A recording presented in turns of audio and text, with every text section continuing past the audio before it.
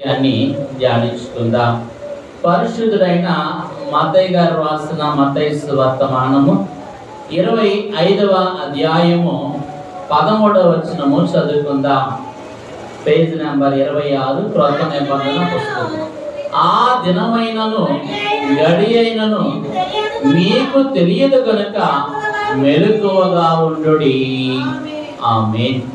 ఈ ప్రత్యేకమైనటువంటి రాకడ పండుగ కార్యక్రమం లేఖించిన ಎಲ್ಲರಿಗೂ రాకడ వరుడైన ప్రభు ఈ వధువులకు తన శక్తిని పరిశుద్ధాత్మ అనుభవమిచ్చి రాకడకు సిద్ధపరచును గాక.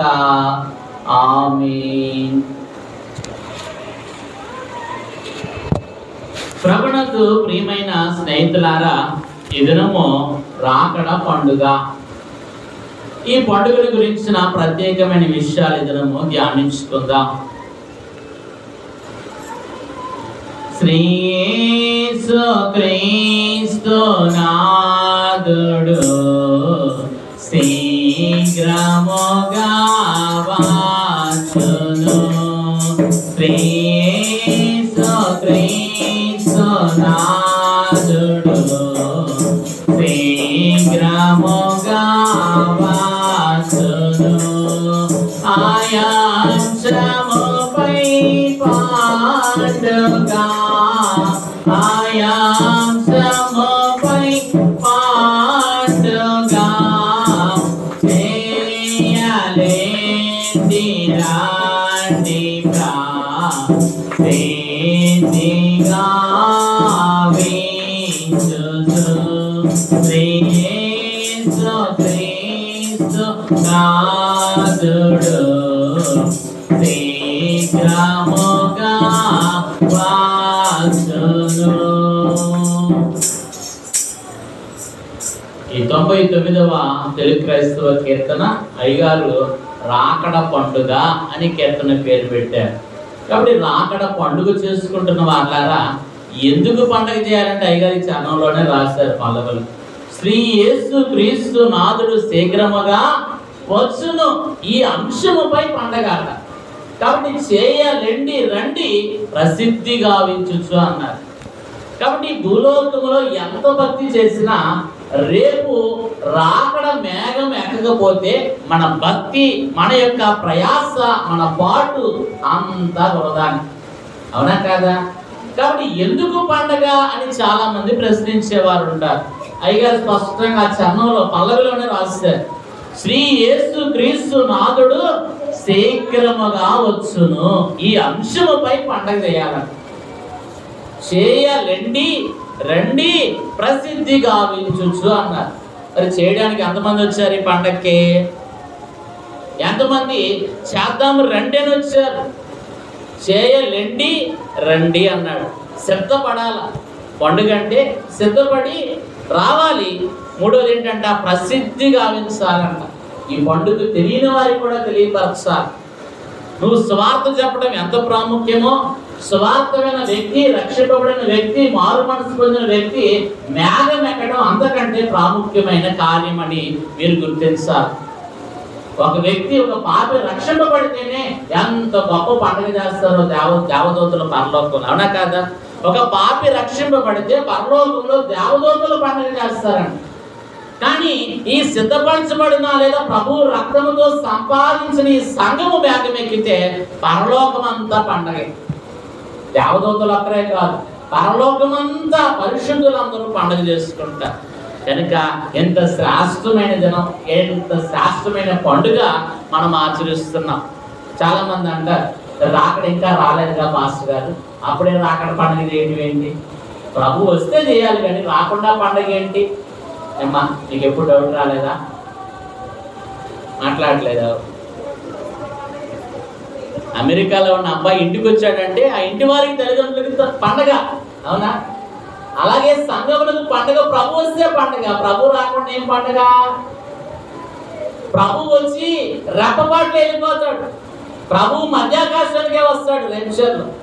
మరి రెప్పపాట్లు పండగ చేయగలవా? రెప్పపాట్లు నువ్వు సిద్ధపడలేవు, పండగ చేయలేవు. కాబట్టి ప్రభు వస్తాడన్న మాట మీద విశ్వాసం ఉంచి వాగ్దానం నమ్మి మనం పండగ చేస్తాం. గుర్తుపెట్టుకోండి. మార్క్స్ వార్త 11:24 ఏముంటదంటే, మీరు ప్రార్థించిన వాటిని పొంది ఉన్నామని నమ్ముడి, అప్పుడు అవి మీకు కలుగును, లేదా అప్పుడు అవి మీకు దొరుకును. మరి మీరు ప్రార్థన చేసేటప్పుడు ఏం చేయాలంట? మీరు ప్రార్థించిన వాటిని పొంది ఉన్నామని నమ్మాలి, అప్పుడే నువ్వు పొందుకుంటావు. మరి అప్పుడే నీ ప్రార్థన అనుభవంలోకి, నెరవేర్పులోకి వస్తుంది. నమ్మకుండా వస్తుందా? అలాగే మనం కూడా నమ్మి పండుగ చేస్తున్నాం. ప్రభు వస్తానన్న ప్రభు మాట తప్పడు. అబద్ధం ఆడుడు ఆయన ఎవరు కాదు, నరుడు కాదు. ప్రభు వస్తానన్నారు కనుక ఖచ్చితం ఆయన రాక, అందులో నో డౌట్. కానీ వస్తానన్న ప్రభు ఖచ్చితంగా వస్తాడని విశ్వాసముతో వాగ్దానము నమ్మి, ప్రభు వచ్చే సమయం రెప్పపాటులోనే ఎగిరిపోతాను కనుక అప్పుడు సమయం ఉండదు కనుక నమ్మి ఇప్పుడు పండుగ మనం చేసుకుంటున్నాం. కాబట్టి ఈ పండుగ నమ్మి చేసుకున్న మీరు ధన్యులు. ఈ పండుగ రాకపోయినా పండుగ కార్యక్రమం ముందు విశ్వాసం ఉంచిన వారు కూడా ఈ పండుగలో దీవెనలు ఉంటాయి, కానీ నమ్మని వారికి దీవెన ఉండదు. నమ్మని వారికి రాకడ సిద్ధపాటు కూడా ఉండదు. కాబట్టి నమ్మాలి.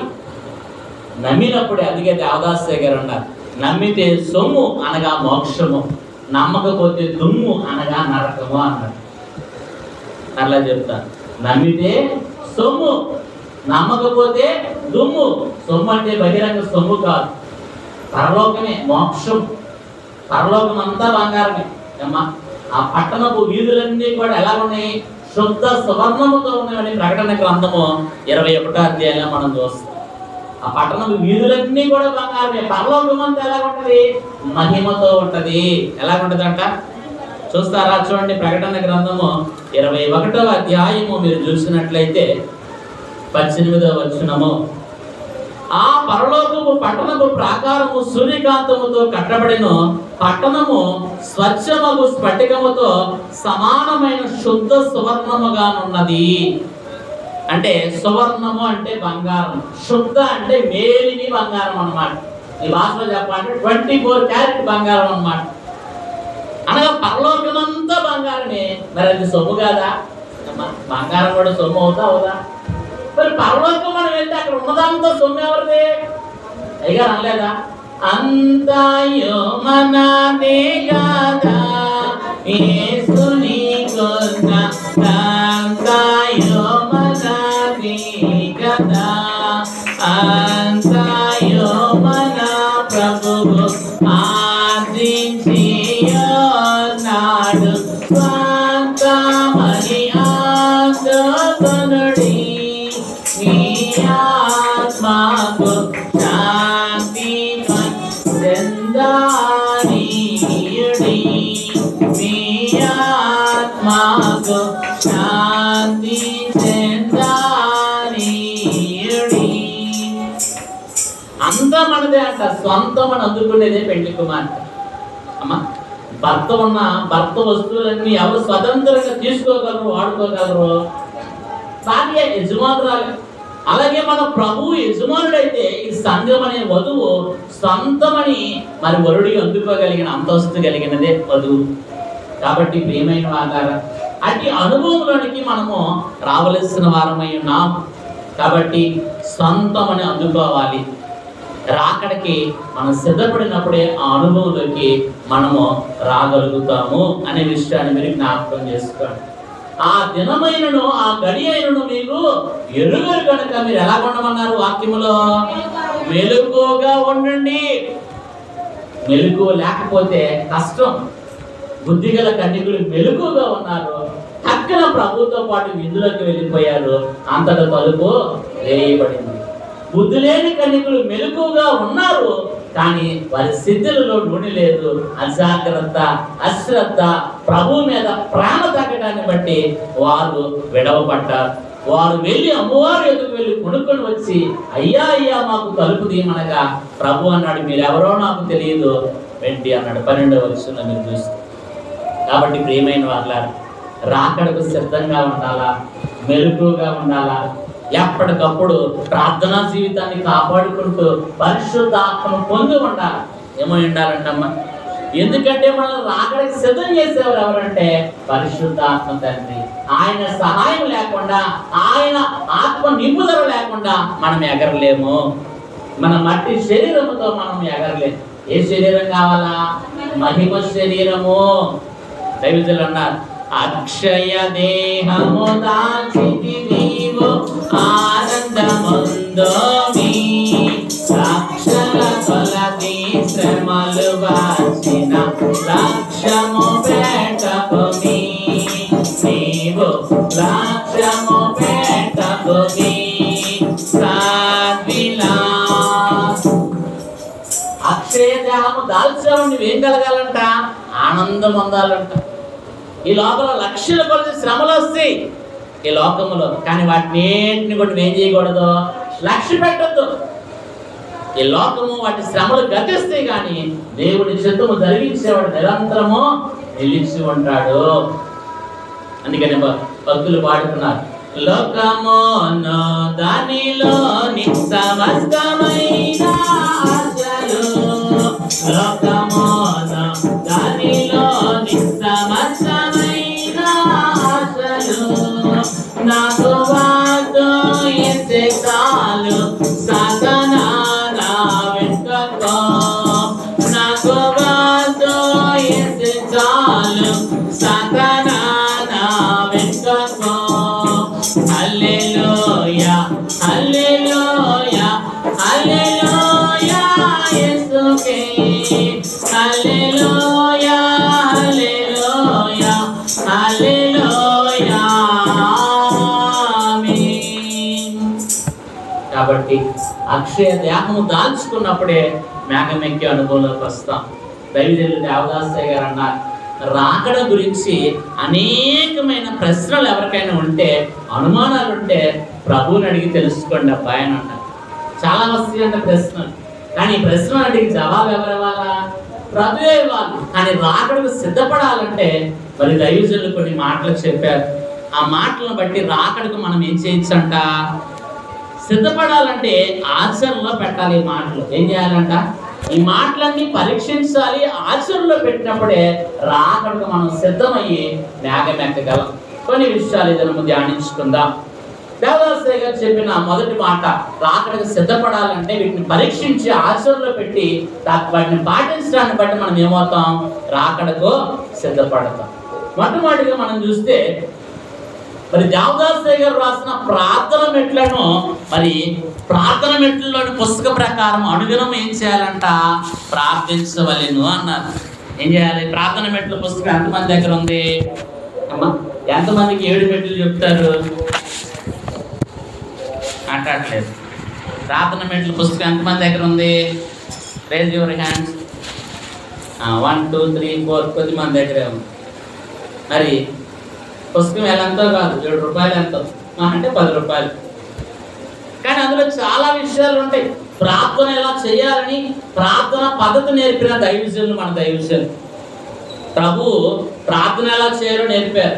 శిష్యులు అడిగారు లేదా, అయ్యా యోహాను శిష్యులు ప్రార్థన చేస్తున్నారు, మీరు కూడా మాకు ప్రార్థన నేర్పండి అయ్యా అంటే, ప్రభు మత్తయి సువార్త 6వ అధ్యాయం 6వ వచనం నుంచి ప్రార్థన ఎలా చేయాలో వారికి నేర్పించారు. అవునా కాదా? పరలోకమందున్న మా తండ్రి, మీ నామము పరిశుద్ధపరచబడిన గాక, మీ రాజ్యము వచ్చిన గాక. మరి ఈ ప్రార్థన ఎవరు నేర్పారు?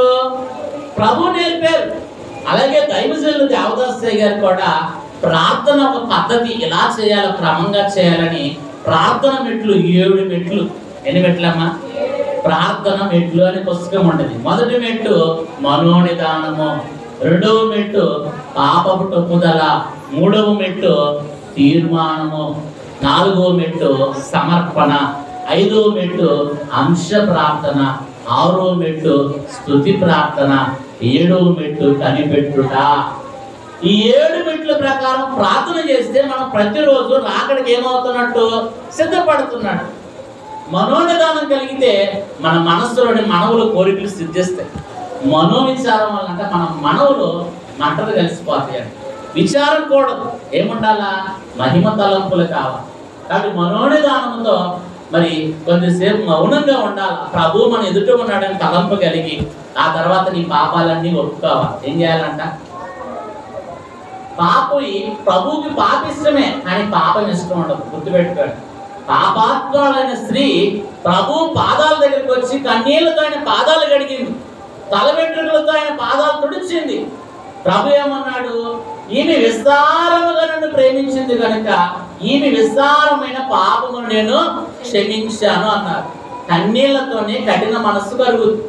ఆమె కన్నీళ్లతో పాదాలు కడిగింది. నేను అడుగుతున్నా, కన్నీళ్లు పాదాలు కడిగి అంత కన్నీరు ఎప్పుడైనా వచ్చిందా నీకు? ఏమా, పాదాలు కడిగి అంత కన్నీరు ఎప్పుడైనా వచ్చిందా? దావీదు మహాభక్తుడు కన్నీళ్లతో పరుపు కొట్టుకోలిపోయిందంట, అంత కన్నీరు గార్చాడంట. ఆరో దావీదు కీర్తనలో ఉంటుంది. కనుక నీకు ఎప్పుడైనా ప్రభు పాదాలు కన్నీళ్లతో కడిగిన అనుభవం ఉందా? నీకున్న కష్టాన్ని బట్టి, నీకున్న ఇరుకును బట్టి, ఇబ్బందిని బట్టి ఎప్పుడైనా ఈ అనుభవం చూసావా? కానీ ఈ స్త్రీకి కన్నీళ్లతో ఆమె పాపాలన్నీ కూడా ప్రభువు పాదాలు కడిగి అంత కన్నీరు గార్చింది. కనుక ప్రభు ఆమె మనస్సు ప్రభు చూశాడు కనుక, నా కుమార్తె నీ పాపములు క్షమించబడి ఉన్నవాను అన్నాడు. అవునా? కాబట్టి పాపాలు ఒప్పుకుంటే ప్రభుకి ఇష్టం. చాలా మంది ఒప్పుకోరు, తెచ్చుకుంటారు, మోసుకెళ్తారు. వచ్చిన మనం ఏం చేయాలా? దేవాలయానికి ఎందుకు వచ్చాము? ఆదివారం ఆరాధనలో క్రమం ఏంటి? పాపపు ఒప్పుదల ఉందా లేదా? పాపపు ఒప్పుదల పాదిరి గారు చెప్పించినప్పుడు విశ్వాసంతో మనం కూడా ఏకీపించి మనస్ఫూర్తిగా ఒప్పుకుంటే ప్రభు క్షమిస్తాడు. ఆయన శిక్షించే దేవుడు కాదు, క్షమించే దేవుడు. పాపాత్మైన స్త్రీ మీదకి రాళ్ళు వేయడానికి అందరూ ఇష్టపడ్డారు, కానీ ప్రభు రాయి వేశాడా? ఆమెను శిక్షించాడా? క్షమించాడా? క్షమించాడు. నా కుమార్తె ఇక మీద పాపము చేయవద్దు అని చెప్పాడు. కాబట్టి ప్రభు దగ్గర ఒప్పుకుంటే క్షమిస్తాడు ప్రభు. చాలా మంది ఒప్పుకోరు, ఒప్పుకోక ఏం చేస్తారు? నిరీక్షణని ఇస్తారు. అందుకనే సంస్కార మరి ఆరాధనలు చెప్పుకుంటాం. ఎంతమంది అయితే పాపము ఒప్పుకొనక వారి హృదయం ఉంచుకుంటారు, నిలువ పాపముల సంగతి వారికి ప్రకటించుచున్నాడని బోధకుడు చెప్తాడు. అవునా? కాబట్టి ప్రియమైన వాళ్ళ రెండోది ఏంటి? పాపపు ఒప్పుదల, పాపాలు ఒప్పుకోవాలి. మూడోది ఏంటంటే తీర్మానం. అయ్యా ఇక మీద నేను ఇటువంటి పాపం జోలికి వెళ్ళనని తీర్మానం చేసుకోవాలి. రూతమ్మ మోయాబీరాలు. మోయాబు అంటే లోకము, పాపము. ఆ మోయాబుని విడవటానికి తీర్మానం చేసుకుంది. ఎవరో? రూతమ్మ. కాబట్టి ఏర్పాటు జనాంగంలో చేరగలిగింది. ఆ పాపాన్ని విడిచిపెట్టకపోతే ప్రభువు నిన్ను అంగీకరించు. తీర్మానం చేసుకోవాలి. తీర్మానం చేసుకున్న రూతమ్మ ఎప్పుడన్నా మరలా మోయాబు వెళ్ళిందా? ఎల్లా. వెనక చూస్తారు చాలా మంది, ప్రభులోకి వస్తారు, నాగట మీద చేయి పెట్టి వెనక తిరిగి చూచువాడు నాకు పాత్రుడు కాడు. ప్రభులోకి వచ్చావా నువ్వు? నమ్మకంగా ఉండు, ప్రభు దీవిస్తాడు. అంతేగాని వేషధారణ పనికిరాదు. శాస్త్రులు పరిశీలి ప్రభు గర్దించారు, మీరు సున్నపు కొట్టిన సమాధుల వలె ఉన్నారు, మీ హృదయం అంత కుళ్ళు కంపుతో ఉన్నారన్నారు. అవునా? కాబట్టి అటువంటి స్థితి పనికిరాదు. దేవాలయానికి వస్తున్న మనము దిద్దుకోవాలి. కొన్ని దినాలకు మనమే ఆయన దేవాలయంగా మార్చబడాలి. ప్రభు అప్పుడు మనలోకి వచ్చేస్తాడు. పరిశుద్ధాత్మ దగ్గర మనలోకి వచ్చాడంటే రాకడానికి మనం సిద్ధపడినట్టు. ఆయన మనలోకి రాకపోతే మనం ఇష్టం లేదన్నా. ఎవరన్నా నీ ఇంట్లోకి రాలేదనుకో, నీకు చుట్టాలు ఏమంటా? ఏకా మేము అంటారా? మా ఇంట్లోకి రావు నువ్వు అంటారంటరా? నిజమే. ప్రభువు నీలోకి రావాలంటే నీలో ఏముండాలా? పరిశుద్ధత ఉండాలా. ప్రభుకి ఇష్టముగా నీవు ఉండాలా. అప్పుడు ప్రభు నీలోకి వచ్చేస్తా. అందుకే మనం వాడుకుంటాం, సంతోషమే సమాధానం, చెప్పని అసఖ్యమైన సంతోషం యేసు నాలోకి వచ్చినందున. ఎవరిలోకి రావాలంటే ప్రభు మనలోకి. కాబట్టి ప్రియమైన వాళ్ళారా, అటువంటి తీర్మానం చేసుకోవాలి. తీర్మానం చేసుకుని మరలా వెనక్కి వెళ్ళకూడదు. అందుకని బైబిల్ గ్రంథంలో 2 జీవుల గురించి రాస్తారు పేతురు పత్రిక. ఒకటి కుక్క, రెండేంటి? పంది. కుక్క తన వాంతికి తిరిగినట్లుగా, పంది బురదలో నుంచి మరలా శుభ్రం చేసిన మరలా బురదలోకి వెళ్ళినట్లుగా అటువంటి స్థితిలో ఉండకూడదని హెచ్చరిస్తున్నారన్నమాట. కాబట్టి అటువంటి దుస్థితి మనము తెచ్చుకోకూడదు. తీర్మానం చేసుకుని మనము ప్రభువుకు సమర్పణ అయిపోవాలి. ప్రభువా, నాకున్నవన్నీ నీవే నాయన, నేను ఈ స్థితిలో ఉన్నానంటే నీవిచ్చిన భాగ్యమే అయ్యా అని ప్రభువుకి మనలో మనం ఏం చేయాలా? మన కుటుంబాన్నైనా, మన బిడ్డలనైనా, మన వస్తువులైనా, మన వాహనాలైనా, మన గృహాన్నైనా, మనకున్న ఉద్యోగమైనా, వ్యాపారమైనా, కలిమైనా, లేమైనా అన్నీ కూడా ఎవరికి సమర్పించాలా? ప్రభువుకి సమర్పించుకోవాలి. అప్పుడు నువ్వు ప్రార్థన మొదలుపెట్టు. నువ్వు చిన్న ప్రార్థన చేసినా ప్రభు వింటాడు. సమర్పణ లేకపోతే ప్రభువుకి నీ మనస్సు ఆయనకి దూరంగా ఉన్నట్టే. అందుకని హేబేలు అర్పణ సమర్పణతో కూడుకుంది, కయ్యూను అర్పణలో సమర్పణ లేదు. హేబేలు తను తాను సమర్పించుకున్నాడు ప్రభువుకి. మందలో తొలుచూలు పుట్టిన దాన్ని ప్రభువుకి సమర్పించాడు. ప్రభు ఆ బలిని అంగీకరించాడు. కయ్యూను మనసు దూరంగా ఉంది ప్రభువుకి, కనుకనే కయ్యూను అర్పణ అంగీకరించబడలేదు. కాబట్టి 5వది అప్పుడు నీ అంశములన్నీ చెప్పుకో. ఆ రోజు స్తుతించు, దేవుడు ఇచ్చాడని నమ్మకం. అంతకుముందు ఎన్నో అంశాలు దేవుడు నెరవేర్పించాడుగా, అందుని బట్టి ఇప్పుడు కూడా ఇచ్చాడు. నువ్వేం చేయాలా? స్తుతించు. ఆ తర్వాత కనిపెట్టుకో. కనిపెట్టేటప్పుడే ప్రభు నీకు ఇచ్చి వేస్తారు.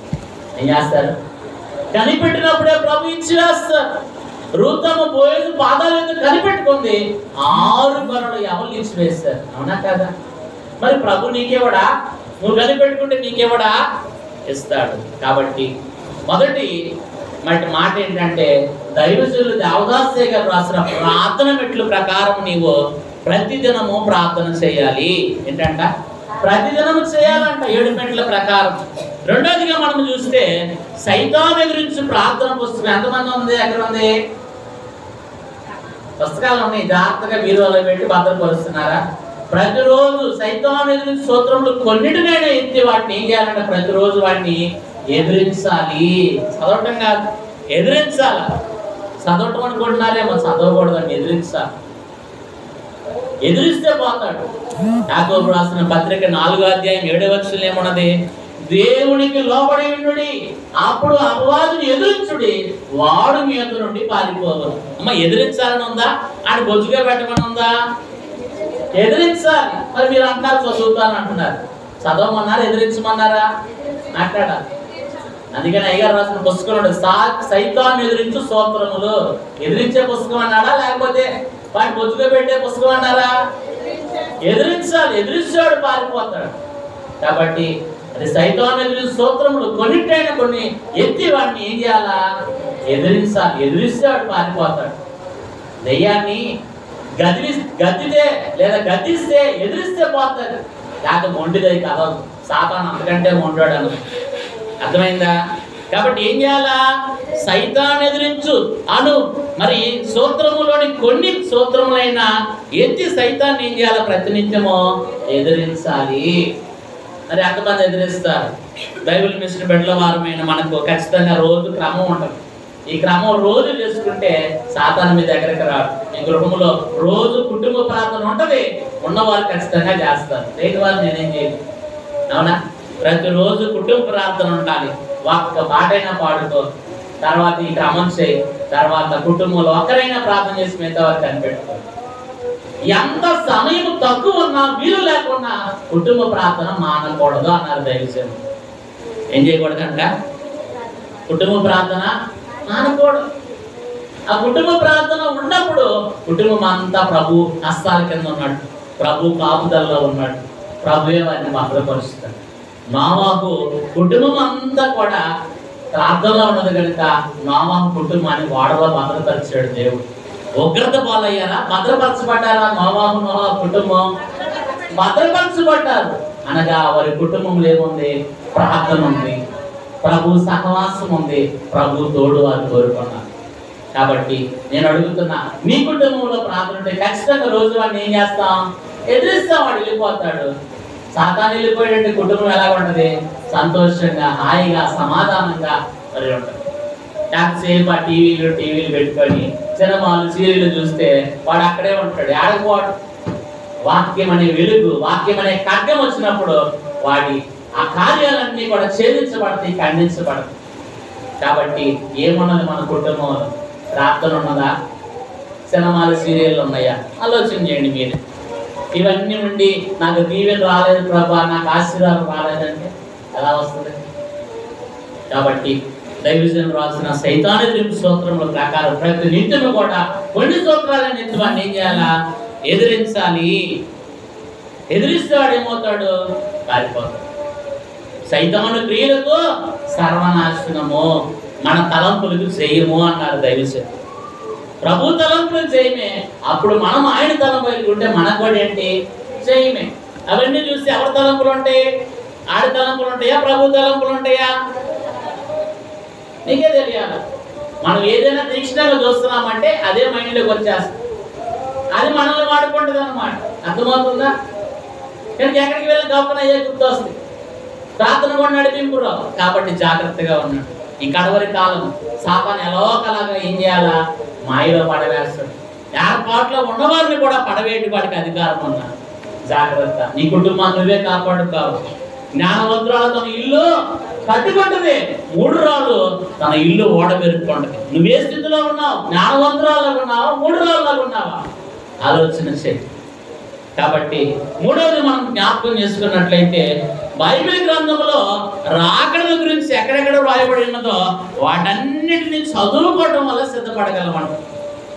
మా బైబిల్ గ్రంథంలో రాకడ గురించి ఎక్కడెక్కడ రాయబడిందో అవన్నీ చదువుకోవడాన్ని బట్టి మనం ఏమవుతాం? సిద్ధపడగలము.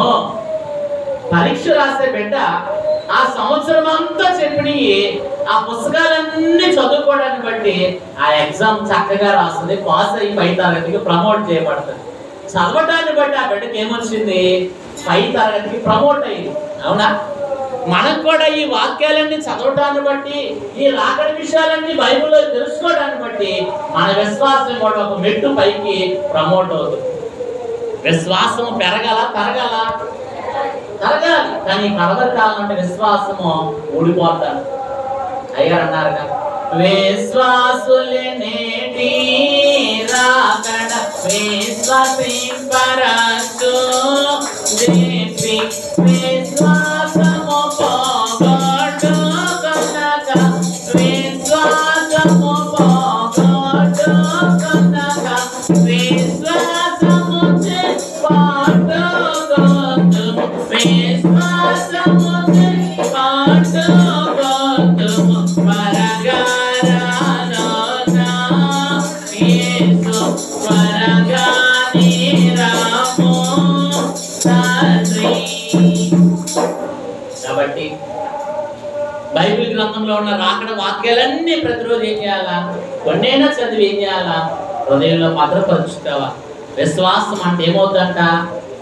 విశ్వాసులే నేను రాకడ కాలం విశ్వాసులే ఏం చేస్తారంట? రాకడిని విశ్వసింపరు అన్నారు అయ్యారు. ఏం చేయాలంటమ్మా? బయటోడికి తెలిసినా తెలియకపోయినా, విశ్వాసం ఉంచినా ఉంచకపోయినా, విశ్వాసులు మాత్రం ఏం చేయాలా? రాకడ నమ్మాలా లేదా? చావదాస్ గారు అన్నారు, రాకడ వార్త చెవిటి వారికి కూడా వినపడుతుందంట. ఏంటమ్మా? రాకడ వార్త చెవిటి వారికి కూడా దేవుడు వినిపిస్తాడంట. ఆయనకు అసాధ్యమైంది ఏముంది? మరి చెవుడు బాగులేని వాడికి బాగు చేశాడు లేదా చెవిటి వాడిని? దైవజనులు అన్నారు, మరి చెవుడు బాగు చేసి అన్నాడు ఉన్నా కాదా? కాబట్టి ప్రియమైన వాళ్ళ ప్రతిరోజు వాక్యాన్ని ధ్యానించాలి. ఎంతో కొంత కొద్ది సమయమే ఉంది, ఆ కొద్ది సమయంలో కొన్ని వాక్యాలను ఏం చేయాలా? ధ్యానించుకోవాలి. కాబట్టి మొదటిగా ఏం చెప్పాను? దేవదాస్ గారు రాసిన ప్రార్థన మెట్ల ప్రకారం ప్రతినిత్యము ప్రార్థించాలి. రెండవది సైతాన్ని సూత్రంలో కొన్ని సూత్రాలను ఎత్తి వాడిని ఏం చేయాలి? ప్రతిరోజు ఎదిరించాలా. మూడవది ఆదికాండము నుంచి ప్రకటన గ్రంథం వరకు రాకడ విషయాలు ఎక్కడెక్కడ ఉన్నాయో అన్ని మరి చదువుకొని సిద్ధపడటాన్ని బట్టి మనం ఏమవుతాం? రాకడ మేఘము ఎక్కగలుగుతాం. నాలుగవది ప్రకటన గ్రంథము. మరి ప్రకటన గ్రంథము మొదలు అంటే ప్రకటన గ్రంథము మరి ఆదికాండం మొదలుకొని ప్రకటన గ్రంథం వరకు ఒక్కసారైనా బైబిల్ ఏం చేయాలంట? చదవాలి. ఓ రాకడా రాకడా, నేను ఇంకా బైబిల్ చదవలేదు, నా కోసమైన ఆల్రెడీ రాకడ తలంపు కలిగంట, శ్రద్ధ కలిగి, రాకడ విశ్వాసం కలిగి బైబిల్ చదవాలంట. మరి ఎంతమందికైనా ఒక్కసారి చదివిన వాళ్ళు ఉన్నారా బైబిల్? ఏమా ఒకసారి ఎంతమంది చదివారు? చేస్తారు. ఇంకా 2 సార్లు ఒకసారి చదివాం, అయిపోయింది, ఒక్కన్నా వచ్చింది కానీ 1 సార్లే అంటుంది. నీ జీవిత కాలం నీకు ఎన్ని సంవత్సరాలు? కనీసం అన్ని సంవత్సరాలను బైబిల్ చదివి ఉండాలి. ఏమా సంవత్సరానికి ఎంతమంది సేవింగ్ చేస్తాం? సంవత్సరానికి ఎదుగుదల కోరుకుంటాం. నేను అడుగుతున్నాను, బైబిల్ ఎన్నిసార్లు చదివాం? వాక్యం అనే దీపం ఎన్నిసార్లు అయితే అంత కాంతిగా అంత వెలుగుగా మనం ఉంటాం. అవునా? ఉందా లేదా? దావీదు కీర్తన 118వ కీర్తన 105వ వచనం, నీ వాక్యము నా పాదములకు దీపమును నా త్రోవకు. ప్రతిరోజు నువ్వు చదివి చదివితే నీకు వెలుగుగా ఉంటది. నీ మాట అంతా ఎలాగుంటది? వెలుగుగా ఉంటది. కావాలా వద్దా? ఏమో చీకటిలో నడుస్తారా, వెలుగులో నడుస్తారా? వెలుగులో నడవాలి. కాబట్టి లోక జ్ఞానం కాదు కానీ, లోక జ్ఞానం అనే వెలుగు కాదు కానీ దైవికమైన వెలుగు, దైవ జ్ఞానం అనే వెలుగులో మనం ఏం చేయాలా? నడవలసిన వారమై ఉన్నాం. కాబట్టి బైబిల్ గ్రంథాన్ని రోజుకు 3 అధ్యాయాలు, ఆదివారం 5 అధ్యాయాలు చదివితే 1 yearలో బైబిల్ అయిపోతుంది. ఒక సంవత్సర కాలంలో ఏం చేయొచ్చు? బైబిల్ పూర్తి చేయొచ్చు. కనుక అలా ప్రయత్నం చేయండి. సంవత్సరం కాలం ఏమైపోవాలా? బైబిల్ అయిపోవాలి. అలా చదివితేనే నీ విశ్వాసం ఏమవుతుంది? కాపాడుకోగలుగుతాం. వాక్యమే గొప్ప. వాక్యాన్ని మనం త్రోసేసుకుంటే దేనికి పనికిరాం. వాక్యము చేతే ప్రపంచంలో నిర్మించబడి ఉన్నది. హెబ్రీ పత్రిక 1వ అధ్యాయం 3వ వచనం. ఆయన తన మరి వాక్యము చేత ప్రపంచాన్ని ఏం చేశాడు? ప్రభువు నిర్మించిన వారై ఉన్నారు. కాబట్టి వాక్యాన్ని చాలా మనం జాగ్రత్తగా ఏం చేయాలి? ప్రతినిత్యము ధ్యానించవలసిన వారమై ఉన్నాము. ఉందా లేదా? చూడండి 2వ వచనంలో ఉంటుంది, ఆయన ద్వారా ప్రపంచములు నిర్మించెను. హెబ్రీ పత్రిక 1:2. ప్రపంచములు దేవుని ద్వారా ఏమయ్యండి? నిర్మించబడి. వాక్యం అంటే ఎవరు? దేవుడే. ఆది యందు వాక్యం ఉండెను, వాక్యము దేవుని యొద్ద ఉండెను, వాక్యమే దేవుడై ఉండెను. కాబట్టి ఖచ్చితంగా ఆది కాండం నుంచి ప్రకటన వరకు ఒక్కసారైనా రాకడ పేరుతో మనం ఏం చేయాలా? చదివి ముగించాలి. ఇంకా మనం చూస్తే 5వదిగా మనం చూసినట్లయితే ప్రకటన గ్రంథము మరి మొదటి నుండి చివరి వరకు చదివి వారుగా ఉండాలి. ఏం చేయాలంటమ్మా? ప్రకటన గ్రంథము మరి 22 అధ్యాయాలు ఉంటాయి. ప్రకటన గ్రంథం అంతా మొదటి నుండి చివరి వరకు చదవవలెను అన్నారు అయ్యగారు. మరి ఎంతమంది చదివారు? అమ్మో, ప్రకటన చదివితే శ్రమలండి పాస్టర్ గారు, ప్రకటన చదివితే తెగుళ్ళండి పాస్టర్ గారు, అందులోనే మరి ముద్రలు ఉన్నాయి, శ్రమలు, పాత్రల శ్రమలు ఉన్నాయి, బోర్ల శ్రమలు ఉన్నాయి, ఇవన్నీ శ్రమల గ్రంథం అంటారండి అంటారు. అవన్నీ విడవబడిన వారికి వచ్చే శ్రమలు. యేసయ్య మీద విశ్వాసం వచ్చిన సంఘానికి ఏముండదు. ఈ శ్రమలు ఇవేముండవు. సంఘం ముందుగానే ఎత్తబడుతుంది. మా ప్రభు ఉదాహరణ చెప్తారు. మనం ఎవరైనా బాగా ప్రేమించామనుకోండి, వారి కష్టాలు రావాలంటే వాళ్ళ కష్టాలు రావడానికి ఇష్టపడతామా? ప్రభు ఈ సంఘాన్ని ప్రాణం పెట్టి అంత ప్రేమించాడు. ఎంత ప్రేమించాడంట? ప్రాణం పెట్టి అంత ప్రేమించాడు. ప్రాణం పెట్టి ప్రేమించాడు. ఈ సంఘాన్ని సంపాదించుకోండి. ఈ సంఘాన్ని శ్రమలకు అప్పచెప్తాడా? అప్పచెప్పడు. శ్రమలకు ముందే సంఘం ఏమవుతుంది? మేఘం ఎక్కబడుతుంది. ఆ తర్వాతే అంత్యక్రీస్తు దిగి వస్తాడు. వాడి పరిపాలన మిక్కుడమైన శ్రమలు, తెక్కగుట్టే అంత శ్రమలు అన్నారు అయ్యగారు. కాబట్టి అటువంటి శ్రమల్లో సంఘం ఉండకూడదు. కాబట్టి మనం క్రీస్తును విశ్వసించిన వారమైతే ప్రకటన గ్రంథం మొత్తం తెలుసుకోవాలి. ఈ కడవరి కాలంలో ప్రకటన బాగా తెలుసుకోవాలి. ఇందులో విషయాలు ఇప్పుడు జరుగుతున్నాయి. అందుకనే ప్రకటన గ్రంథము భూత, వర్తమాన, భవిష్యత్ కాలంలో సంబంధించినది. జరిగిపోయినవి చెప్తుంది, జరుగుతున్నది చెప్తుంది, రేపు ఏం జరగబోయేది కూడా ప్రకటనలో ఉంది. తెలుసా? అందుకని ప్రకటన గ్రంథం 1వ అధ్యాయం 3వ వచనంలో ఏముంది? సమయం సమీపించింది కనుక ఈ ప్రవచన వాక్యములు చదువువాడును, వాటిని వినితిలో రాయబడిన సంగతులు గైకొన వారును. మరి చదువుతున్నారా? చదివేవారు ధన్యులంట, వినేవారు ధన్యులంట, గైకొనేవారు కూడా ధన్యులంట. మరి మీరు ధన్యులుగా ఉంటారా? ప్రభు చదివితే ధన్యత అంటున్నారు. మరి ధన్యత కాదనేవారు మాట ఎందుకు మీకు? దేవుని వాక్యం ఏదో అదే సత్యం. నా వాడుకున్నాం. కాకడ పండుగ పాటలు ఏముంది? నమ్మరాదనుచుయే మనుష్యుడు చెప్పుచున్నను నమ్ముచుండుము, దేవుని వ్రాత వాక్యము సత్యము. అయ్యారు అన్నారు. నీ అన్న ఏ మాటలు వినవచ్చు, దేవా వాక్యే నిజము దిక్కులు చూడకు, దేవా వాక్యే నిజము దిక్కులు చూడకు. కాబట్టి అందరైనా ఎన్ని పట్టించుకోవాలి? దేవుని వాక్యమే సత్యము అని నేను జ్ఞాపకం చేస్తాను. కాబట్టి ప్రకటన గ్రంథం అంతా కూడా ఏం చేయాలా? చదివి ముగించాలి. ఇంకా మనం చూస్తే 6వదిగా అయ్యగారు రాసిన అయ్యగారు రాకడ గురించి ఎన్ని పత్రికలు రాస్తారు, ఆ పత్రికలన్నీ చదివి ఉండాలి. అయ్యగారి కాలంలో ప్రతిదీ కూడా ప్రభు ఏది అందించిన కొత్త విషయం ఒక పత్రిక రూపంలో అచ్చు వేయించి పంచిపెట్టేవాళ్ళంట అయ్యగారు. అయ్యగారు కొన్ని మంచి వాడు. అప్పుడు కాలంలో పత్రిక పరిచయం ఎక్కువ ఉండేది. ప్రభు ఏమైనా కొత్త విషయం చెప్పాడు అనుకోండి, అది ప్రభు చెప్పిన దాన్ని అచ్చు వేయించి అయ్యగారు పత్రికలుగా పంచిపెట్టేవారు. కాబట్టి అయ్యగారు రాకడ గురించి ఎన్ని పత్రికలు వేశారో ఆ పత్రికలన్నీ కూడా మనం ఏం చేయాలంట, చదివిన వారమై చదివి తీరవలేను, లేదా చదివి ఉండాలని ఉన్నారు. కాబట్టి మనం కూడా చదవాలి. పాతకాలం పత్రికలు ఉంటాయి, కొన్ని ఉంటాయి, దొరుకుతాయి, కొన్ని అన్ని దొరకవు. కానీ దొరికిన వాటిని మనం ఏం చేయాలా, జాగ్రత్త చేసుకొని చదవాలి. ఏడోదిగా మనం చూస్తే రాకడ అంత త్వరగా రాదనే తలంపు రోజుకి 10 సార్లు అయినా వస్తుందంట ప్రతి వారికి. ఇప్పుడు అలా రాదులే రాకడ, ఇంకా టైం ఉందిలే, ఇటువంటి తలంపు అంట దినమునకు 10 మార్లు అయినా వస్తుందంట. ఎన్నిసార్లు వస్తుందంటమ్మా? 10 పర్యాయమైన వచ్చి తీరును. వాటిని ఏం చేయాలంటే ఎదిరించాలంట. ఏం చేయాలంట, ఓ సైతానా, ఇది నీ తలంపే, రాకడ ఇంత త్వరగా రాదు అని మధుస్థితిలోకి నెట్టేయడానికి ఈ తలం పుట్టించావు అని చెప్పి సైతాన్ మీద విసిరి కొట్టాలంట.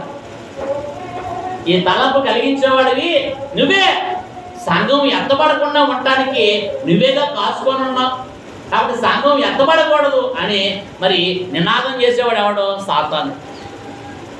సంఘం పరలోకం వెళ్ళకుండా కాచుకొని ఉన్నాడు అంటాడు వాయుమండలోకం. కానీ వాడు ఎంత కాచుకొని ఉన్నా సంఘాన్నంట రప్పపాట్లో తీసుకెళ్ళిపోతాడంట ప్రభు. కాబట్టి ప్రియమైన వాళ్ళారా, ఒక చిన్న మాట చెబుతాను. మార్టిన్ లూథర్ అనే భక్తుడు ఈయనంట ప్రతిరోజు సాతానుతో, మరి నేను రాకడికి సిద్ధంగా ఉన్నాను, ఓ సాతానా, ఓ లోకమా, ఓ శరీరమా, మీ ముగ్గురు మా శత్రువులు, మీ దగ్గర నుండి సెలవు తీసుకొనిచున్నామని ఈ రీతిగా చెప్పగలిగినట్లయితే సిద్ధపడగలరన్నారు లూథర్ గారంట. ఓ సాతానా, ఓ లోకమా, ఓ శరీరమా, నీతో మాకు పని లేదు, నా సమయం వచ్చింది, నేను వెళ్ళిపోతాను ప్రభుతో పాటు, ప్రభుతో పాటు సదాకాలం నేను ఉండిపోతాను, ఇక నా మీద వీటి మీద నాకు విసుగొచ్చిందని చెప్పి విరుచి వేసేసేవాడంట. ఏం చేసేవాడంట అనగలరా? ఓ సాతానా, ఓ లోకమా, ఓ శరీరమా, ఏమన్నాడు? మీ ముగ్గురు మాకు శత్రువులు, రాకడికి సిద్ధపడకుండా ఈ 3 కూడా ఆటంక. కాబట్టి వీటిని ఏం చేయాలంట, ఎదిరించాలంట. వీటి మీద విసుక్కున్నాడంట ఆయన. ఇక్కడ రాశారు అయ్యగారు. ఈ మాట అయ్యగారికి వినబడి చాలా కాలమైనది. ఓ లోకమా, నన్ను చూచి నువ్వు విసుక్కున్నావు, నిన్ను చూసి నేను విసుక్కున్నాను. అయితే ఇప్పుడు సమయం అయిపోయినది, నేను దేవుడి ఎందుకు వెళ్ళిపోతున్నాను, ఇంకా మనము ఇరువురము విసుక్కొనక్కర్లేదని ఆయన మరణ సమయంలో చెప్పిరి. లూథర్ గారు చనిపోయిన 400 సంవత్సరాల తర్వాత సన్నిధిలో ఈ మాట లూథర్ గారు ఇలా చేశారు, ఇలా అడిగారని దైవజనులకు వినపడిందండి. చూడండి. కాబట్టి సాతాన్ని ఏం చేయాలి మనం, ఎదిరించాలి. ఇటువంటి తలంపు పుట్టించేది ఎవరో ఆడే. మీరు ఇంటికి వెళ్ళా పాడుకోండి, 99వ పాట అంతా పాడుకోండి, అన్ని చరణాలు ఇదే ఉంది. నమ్మరాదని ఏ మనుషుడు చెప్పినా, అపవాది చెప్పినా, మరి స్వప్నం చెప్పినా, భాష్యము చెప్పినా, నీ జ్ఞానము చెప్పినా, ఇవన్నీ చెప్పినా నువ్వు నమ్మబాక. దేవుని వాక్యము వ్రాత సత్యము, అదే నమ్ము. నువ్వు నీ మనసు చెప్తుందంట, అపవాది చెప్తాడంట, మరి కల్లో చెప్తాడంట, నీ జ్ఞానం చెప్పొచ్చు అంట, మరి అర్థం కాకపోవచ్చు అంట, ఎన్నైనా ఉన్నాయి. కానీ నువ్వేం చేయాలో నమ్ముచుండము, దేవుని వ్రాత వాక్యము సత్యము అన్నారు. నీకు చిన్న ఉదాహరణ చెప్తాను. సాతానుడు సంఘం ఎత్తబడకుండా వాయుమండలంలో కాచుకొని అలాగే ఉంటాడు. ఈ సంఘము మరి మోక్షముడికి వెళ్లకుండా ఎలాగైనా ఆపాలని వాడి ప్రయత్నం అంతా అక్కడే. చాలా మంది సాతాను భలే శోధిస్తున్నాడు పాస్టర్ గారు అంటారు. వాడి మీతోనే పని, వాడికి పని ఎవరితో? ఈ వధువు సంఘం న్యాయం ఎత్తుకొని ఉండాలి, కాచుకొని ఉంటాడు అక్కడే. కాబట్టి ప్రియమైన వాళ్ళారా, దైవజనులు అన్నారు. ఒక చిన్న ఉదాహరణ, మా దూరి చెట్టు ఎవరో తెలుసు, ఎంతమంది తెలుసు? బోరగ చెట్టు అంట, తెలుసా? చూసారు, ఎంతమంది చూశారు? అదంట బోరగ చెట్టు పచ్చగా ఉన్నప్పుడు, కాయ కాల్సినప్పుడు అంటే పిదిగా ఉన్నప్పుడు అంట ఎలాగైనా కాయ ఎత్తి నేను ఎలాగైనా తినాలంట, కాసుకొని ఉంటుంది. అది బాగా పెద్దదైంది అనుకోండి, పచ్చగా ఉన్న తర్వాత ఏమవుతుందంట, అది పంట బుద్ధి ఖచ్చితంగా నేను తినేయాలని చెప్పి కాసుకొని ఉంటుందంట. పిండి దగ్గర నుంచి చూస్తుంటుందంట, ఆహా పిండి అయింది, నేనే తినేయాలి దీన్ని అని చెప్పి కాయ ఏం చేస్తుందంట, కాసుకొని ఉంటుందంట. ఆ తర్వాత కాయ అయితే ఉన్న పచ్చగా ఉంటుంది, అవునా కదా? ఏమవుతుంది? పచ్చగా ఉంటుంది. ఆ పచ్చగా ఉన్నప్పుడు ఎలాగైనా కాయ అయింది కాబట్టి నేను ఏం చేయాలా, తినాలని చెప్పి కాచుకొని ఉంటుంది అన్నమాట. చివరికి ఆ కాయ కాస్త ఏమవుతుంది, పండు అయింది, ఇక నేను తినేస్తానులే అనుకుంటుందంట. ఈ లోపలే అది బాగా ఎండిన తర్వాత ఏమవుతుంది, తప్పని పగిలిపోతుంది, దాంట్లో ఉన్న దూరంతా ఎగిరిపోతుంది. సాతాను కూడా ఇలాంటి వాడే అన్నమాట. పిండిగా ఉన్నప్పుడు ఖచ్చితంగా రేపు కాయ అయింది, నేను ఎలాగైనా ఇది ఏం చేయాలా, తినేస్తాను, మింగేస్తా అనుకుంటాడు. ఈ కాయ కాస్త పండు అయింది, నేను తప్పని మింగేసేస్తాను, ఈ సంఘం ఎక్కడికి వెళ్ళుద్ది అని కాసుకొని ఉంటాడంట. చివరికి ఆ బూరికాయ ఏమవుద్ది, బాగా ఎండినప్పుడు తప్పని పగిలింది, అందులో దూరం అంతా ఏమవుతామా, పట్టుకోగలదా? కాకి ఆశ ఏమైంది, నిరాశ అయిపోయింది. రేపు సాతాను ఆశ కూడా ఏమవుతుందంట, ఈ సంఘాన్ని ఎలాగైనా మింగేయాలని. ప్రకటన గ్రంథం 12వ అధ్యాయం ఉందా లేదా? ఆది సర్పమైన ఘట సర్పము మింగాలని చెప్పి ఏం చేస్తున్నా శిశువుని. చూడండి ప్రకటన గ్రంథం 12వ అధ్యాయాన్ని మీరు చూస్తే, 12వ అధ్యాయము చూడండి 4వ వచనం. ఆమె శిశువును మృంగివేయవలని ఆ ఘట సర్పము స్త్రీ ఎదుట నిలుచుండెను. అమ్మ ఏం చేయాలనుంది, ఉందా లేదా? ఈ మగ శిశువే పెళ్లి కుమార్తె సంఘం, ఈ మగ శిశువే మేఘం ఎక్కే సంఘం.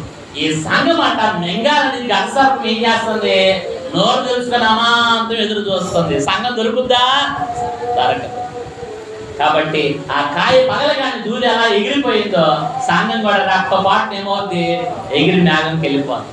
కాబట్టి సాతాను ఆటలో సాగు. దైవజనులు అన్నారు, సాతాను ఆటలిక సాగని ఆటో పాతాళాన్ని కథని పంపివేసెదావో,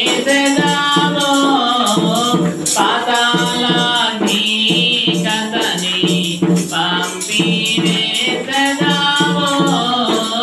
దేవా తండ్రి నీకో నినదీనా స్తుతులు, నా విన్నపము విన్నా నాదా సంస్తుతులు. కాబట్టి అలాగున మనం రాకడే సిద్ధపడాలి. ఒకటి, దైవజనులు రాసిన ప్రార్థన మెట్ల ప్రకారం ప్రతిదినము ప్రార్థన చేయాలి. రెండోది, సైతాను గురించి స్తోత్రముల్లో కొన్ని స్తోత్రాలను వాటిని ఏం చేయాలి, ప్రతినిత్యము ఎదిరించాలి. మూడవది, మరి దైవజనులు మూడవది ఏంటి, మాట్లాడారు మర్చిపోయారు. బైబిల్లో రాకడ గురించి ఎక్కడెక్కడ ఉందో అన్ని ఆది కాండం నుంచి ప్రకటన వరకు రాకడ విషయాలన్నీ కొన్ని మనం ఏం చేయాలా, చదివి ధ్యానించి సిద్ధపడగలుగుతాం. నాలుగవదిగా ఆది కాండం నుంచి ప్రకటన వరకు రాకడ అనే పేరు మీద, ఓ రాకడ నేను ఇంకా పూర్తి చేయలేదు బైబిల్, నేను రాకడ పేరు మీద ఏం చేయాలంట, త్వరపడి మనం చదివి ముగించాలంట. మరి ఐదవదిగా మనం చూస్తే ప్రకటన గ్రంథం మొత్తం కూడా ఏం చేయాలా, చదవాలి. ప్రకటనల విషయాలు మనం తెలుసుకోవాలి. దీన్ని చదివేవారు, వినేవారు, మరి ధ్యానించేవారు ఎవరో ధన్యులు. ఏడవదిగా రాకడ ఇప్పుడల్లా రాదని చెప్పి తలంపు దినమునకు 10 సార్లైనా వస్తుంది. ఈ తలంపు కలిగించేవాడు ఎవడో సాతానుడు. వాడిని ఏం చేయాలా, ఎదిరించాలా. సాతానా ఇటువంటి దుర్బుద్ధి పుట్టించేవాడు నీవే అని చెప్పి ఎదిరించాలి. అప్పుడే ఈ అనుమానం మనలో నుంచి వాటి ఎలాగో సిద్ధపడి మేఘమెక్కగలిగిన స్థితి ప్రభు మనకు దయచేయునుగాక. ఆమేన్. పరిశుద్ధమైన దేవా మీకు వందనాలు. చెప్పండి వాక్యం పట్ల హృదయాల్లో ముద్రించుము, నూరంతలుగా ఫలింపచేసి మీరు ఆఖరికి మమ్మల్ని సిద్ధం చేసి ఆయుధపరచుకునమని దైవజనులు రాసిన ప్రభు అయా ఈ రాకడ నానిదిగో తండ్రి విషయములన్నీ మేము చక్కగా ప్రభు ఆచరించి వధువుగా సిద్ధపడి పరిశుద్ధాత్మ శక్తి కలిగి మేఘమెక్కగలిగిన అనుభవంలోకి మమ్మల్ని అందరినీ నడిపించి సహాయం చేయమని ఆ మంచి బోధకుడైన యేసు నామమున అడుగుచున్నాము తండ్రి. ఆమేన్.